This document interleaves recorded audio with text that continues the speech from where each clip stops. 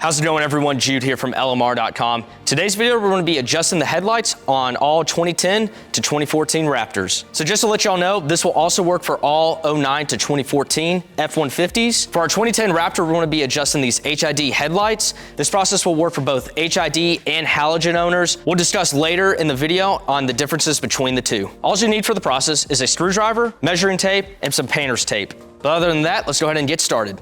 What you'll want to do is park your truck 25 feet away from a flat wall or flat surface. From there, you'll want to measure from the ground to the center of the headlight bulb on each side of the truck. Once you get the measurement, at the wall, measure from the ground to the height of your headlights. For us, we had it about 3.5 feet. Now you can apply painter's tape in that correct location. Make sure to do this for the left side and the right side of the headlight.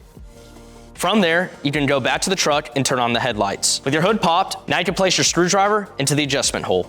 Turning counterclockwise will lower the headlight. Turning clockwise will raise the headlight. For all HID owners, you'll want to be about 2 inches below the painter's tape line. For halogen owners, you'll want to be right at the bottom of the painter's tape. If you've altered vehicle ride height from a lowering or lift kit, you will need to adjust your lights accordingly.